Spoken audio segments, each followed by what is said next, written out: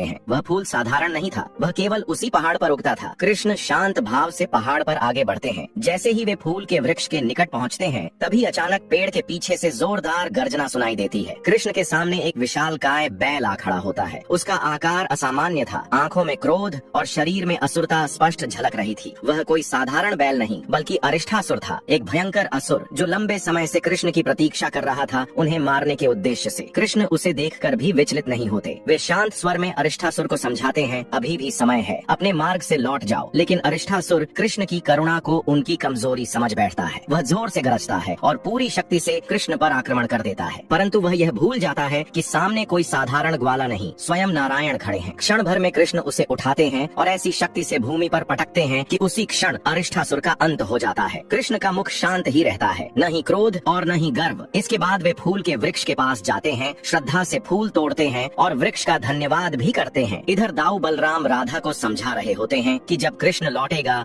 और तुम्हें वह फूल देकर अपना प्रेम प्रकट करेगा, तो तुम चुप मत रहना, तुम भी उसके समक्ष अपना प्रेम प्रकट कर देना। राधा यह सुनकर पहले तो लजाती हैं, फिर अचानक घबरा कर कहती हैं कि मैं ये कैसे कह पाऊंगी। बलराम उन्हें स्नेहपूर्वक समझाते हैं। कुछ सोचने के बाद राधा धीरे से सिर हिलाकर हाँ कह देती हैं। थोड़ी ही देर में कृष्ण फूल लेकर लौट आते हैं। वे मुस्कुराते हुए राधा की ओर हाथ बढ़ाकर उन्हें वो फूल देते हैं। वह फूल राधा को अत्यंत प्रिय है। राधा फूल तो ले लेती हैं, किंतु कुछ बोलती नहीं है। वे बस आंखों में प्रेम और चेहरे पर हल्की सी मुस्कान के साथ कृष्ण को देखती रहती हैं। कृष्ण को सब मालूम होते हुए भी वे पूछ लेते हैं, राधा क्या तुम्हें कुछ कहना है? राधा कुछ कहने का प्रयास करती है, पर शब्द गले में अटक जाते हैं। वे कुछ बोल ही नहीं पा रही थीं। हिम्मत जुटाकर वे फिर से बोलने का प्रयास करती हैं। वे कृष्ण के समक्ष अपना प्रेम प्रकट कर ही रही थीं कि तभी वहाँ अचानक सुदामा कृष्ण के लिए एक बुरा समाचार लेकर आते हैं, जिसके कारण राधा की अभिलाषा अधूरी रह जाती है। वह बुरा समाचार क्या है और कृष्ण के साथ क्या होने वाला है, जानने के लिए देखें नेक्स्ट पार्ट।